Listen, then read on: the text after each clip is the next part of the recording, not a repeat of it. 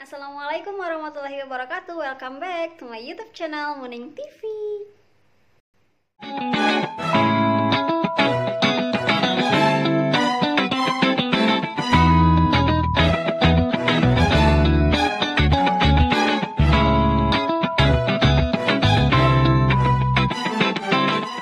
Halo teman-teman semua, jumpa lagi dengan aku Nining. Nah, sekarang kita akan lanjut Part 2 kupas tuntas soal SKB keguruan. Jadi buat teman-teman yang belum nonton part 1, silahkan ditonton dulu. Dan yang udah, kita lanjut ke part 2-nya. Seperti biasa, sebelum menonton jangan lupa buat like, comment, dan subscribe. Dan juga share ke teman-temannya. Terima kasih. Oke, kita masuk untuk soal yang pertama. Seperangkat rencana dan pengaturan mengenai tujuan, isi dan bahan pelajaran, serta cara yang digunakan sebagai pedoman penyelenggaraan kegiatan pembelajaran untuk mencapai tujuan pendidikan tertentu disebut A. Silabus, B. RPP, C. Kurikulum, D. Standar isi, E. Standar Nasional Pendidikan. Oke, untuk soal yang pertama ini merupakan pengertian dari kurikulum. Dan teman-teman bisa lihat pengertian kurikulum ini berdasarkan Undang-Undang Nomor 20 Tahun 2003 Pasal 1 Ayat 19. Jadi untuk jawabannya adalah C, yaitu kurikulum. Oke, untuk soal yang kedua. Sebuah kurikulum operasional pendidikan yang disusun dan dilaksanakan oleh masing-masing satuan pendidikan disebut A. Kurikulum berbasis kompetensi atau KBK, B. Kurikulum berkesinambungan, C. Kurikulum tingkat satuan pendidikan atau KTSP, D. Kurikulum 1999, E. Kurikulum 2004. Jadi jawabannya kita lihat di soal, kata kuncinya di sini adalah kurikulum itu dibuat dan dilaksanakan oleh masing-masing satuan pendidikan. Berarti sudah jelas kurikulum yang dimaksud adalah kurikulum tingkat satuan pendidikan. Jadi jawabannya adalah C. Next, soal nomor 3.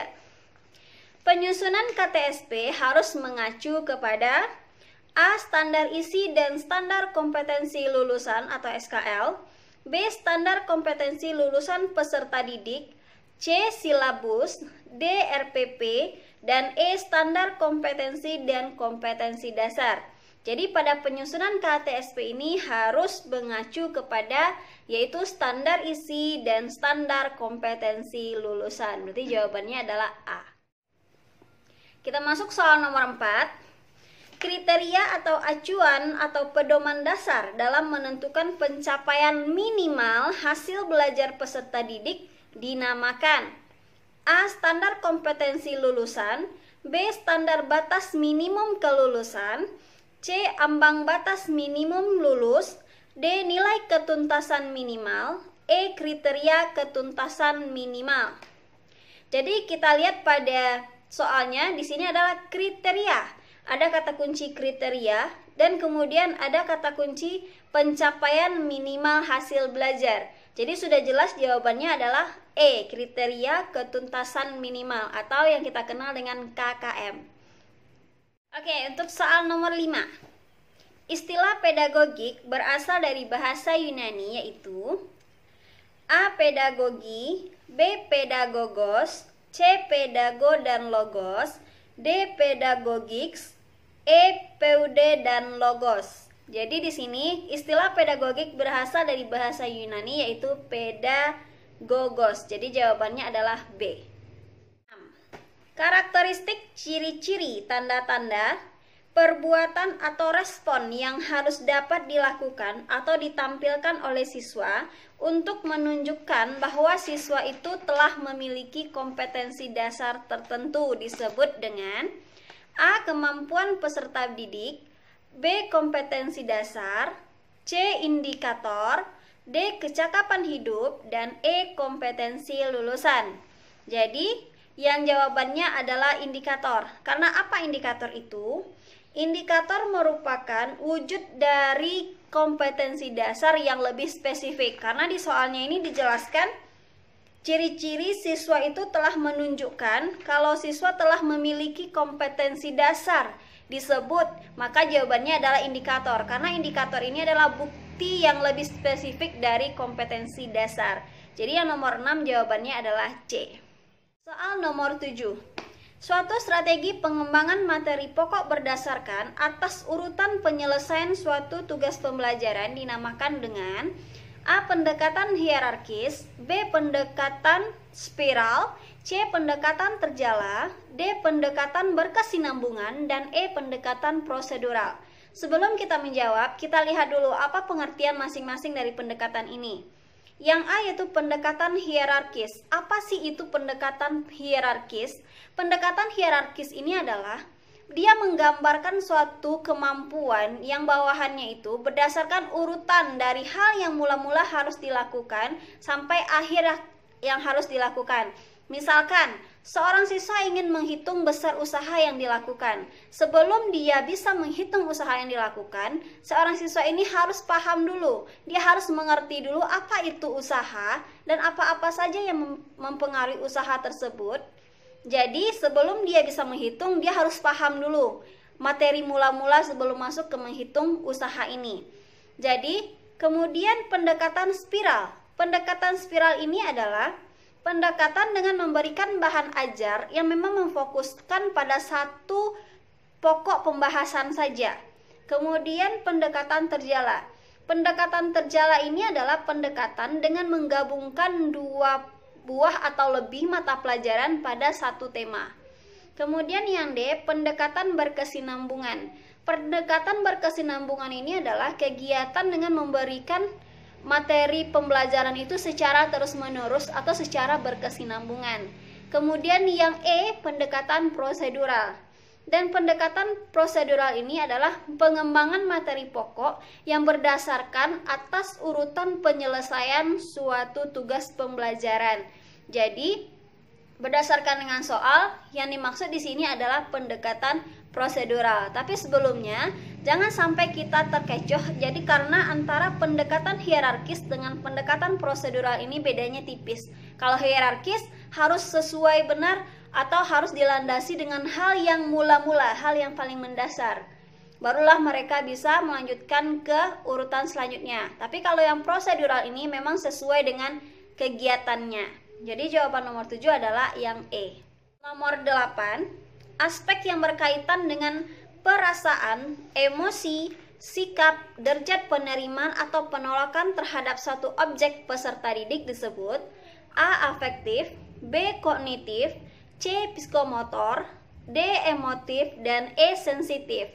Jadi sebelum kita menjawab, kita pasti udah tahu aspek pada peserta didik ini ada 3. Aspek afektif, psikomotor, dan kognitif. Kalau afektif ini adalah berdasarkan dengan sikapnya, dengan perasaannya, dengan emosinya. Berarti itu yang termasuk ke dalam aspek afektif. Kemudian aspek psikomotor. Aspek psikomotor ini berupa tingkah lakunya, keterampilan peserta didik, dan hal yang nyata adanya. Kemudian aspek kognitif. Aspek kognitif ini dia berdasarkan dengan kemampuan akademik atau kemampuan berpikir seorang siswa. Jadi untuk jawaban nomor 8 ini, aspek yang berkaitan dengan perasaan, emosi, dan sikap itu adalah aspek afektif. Selanjutnya soal nomor 9. Kemampuan yang dapat dilakukan atau ditampilkan untuk satu mata pelajaran atau kompetensi dalam mata pelajaran tertentu yang harus dimiliki oleh seorang siswa adalah A. Kompetensi dasar, B. Standar kompetensi, C. Indikator, D. Kompetensi lulusan, dan E. Kecakapan hidup atau life skill. Sebelum kita menjawab, kita harus tahu dulu masing-masingnya itu pengertiannya apa. Dari A. Kompetensi dasar. Kompetensi dasar ini adalah deskripsi pengetahuan, sikap, maupun keterampilan minimal yang harus dimiliki oleh seorang siswa. Kemudian standar kompetensi. Standar kompetensi ini adalah deskripsi pengetahuan, keterampilan, sikap yang dimiliki oleh seorang siswa setelah mempelajari satu mata pelajaran tertentu. Kemudian yang C, indikator. Indikator ini adalah bukti nyata dari kompetensi dasar yang lebih signifikan. Jadi indikator ini mengacu kepada kompetensi dasar. Kemudian kompetensi lulusan adalah kriteria mengenai kualifikasi standar kelulusan tertentu. Kemudian kecakapan hidup atau life skill. Kecakapan hidup ini adalah kemampuan seseorang dalam menghadapi hidupnya atau menghadapi problema hidup dan juga berani mengambil keputusan atas solusi terhadap permasalahan tersebut. Jadi berdasarkan dengan soal, kemampuan yang harus dimiliki oleh siswa pada satu mata pelajaran tertentu itu dinamakan dengan standar kompetensi, yaitu jawabannya nomor 9 adalah B. Next, nomor 10. Badan mandiri dan independen yang bertugas mengembangkan, memantau pelaksanaan, dan mengevaluasi standar nasional pendidikan adalah A. Badan Standar Nasional Pendidikan atau BSNP, B. Badan Kurikulum Nasional, C. Badan Standarisasi Nasional, D. Direktorat Pendidikan dan Kebudayaan, E. Direktorat Pendidikan Nasional. Nah, berdasarkan dengan soal yang dimaksud di sini adalah Badan Standar Nasional Pendidikan. Jadi jawabannya nomor 10 adalah A. Soal nomor 11. Berikut ini adalah prinsip-prinsip dalam penyusunan RPP kecuali A. Memperhatikan perbedaan individu peserta didik, B. Mendorong partisipasi aktif peserta didik, C. Memberikan umpan balik dan tindak lanjut, D. Menerapkan teknologi informasi dan komunikasi, E. Keterkaitan dan keterpaduan isi dengan silabus. Jadi, prinsip-prinsip dalam penyusunan RPP ini tertuang dalam Peraturan Menteri Pendidikan dan Kebudayaan yaitu nomor 22 tahun 2016. Jadi dari option ini yang tidak termasuk ke dalam prinsip-prinsip RPP yaitu keterkaitan dan keterpaduan isi dengan silabus. Jadi teman-teman bisa lihat di Peraturan Menteri Pendidikan dan Kebudayaan nomor 22 tahun 2016 ini. Untuk soal nomor 11 jawabannya adalah E. Next, nomor 12 yang tidak termasuk ke dalam 4 kompetensi yang harus dimiliki oleh guru profesional adalah A. Kompetensi pedagogik, B. Kompetensi kepribadian, C. Kompetensi profesional, D. Kompetensi sosial, dan E. Kompetensi keahlian.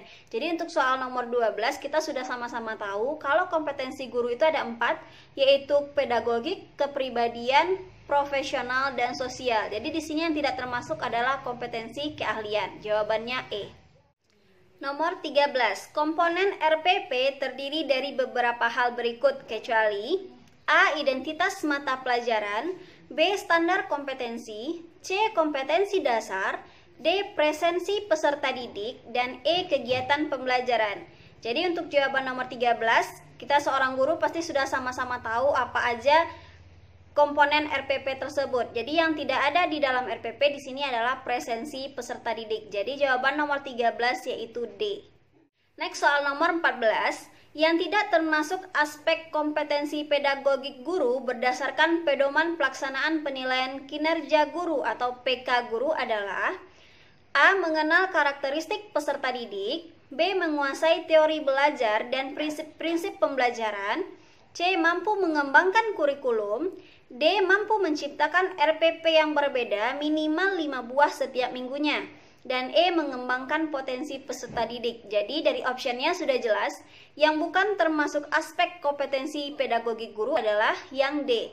Mampu menciptakan RPP yang berbeda minimal 5 buah setiap minggunya. Nomor 14 jawabannya adalah D.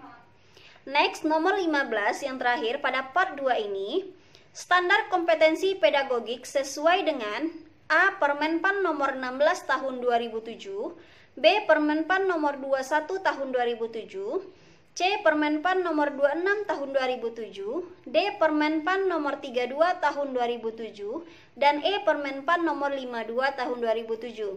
Jadi standar kompetensi pedagogik ini sesuai dengan Permenpan nomor 16 tahun 2007.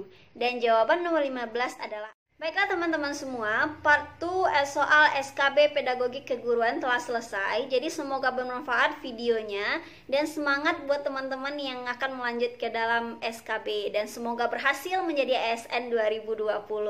Nah, untuk next video insya Allah aku bakal sharing ke teman-teman setelah dinyatakan lulus sebagai CPNS, tahap kegiatan apa lagi yang akan kita lakukan, apalagi persiapan yang harus kita lakukan. Nah, di next video aku akan bercerita tentang itu semua. Jadi ditunggu ya teman-teman semuanya. Oke, di akhir kata jangan lupa buat like, comment, dan subscribe. Terima kasih udah menonton. Assalamualaikum warahmatullahi wabarakatuh.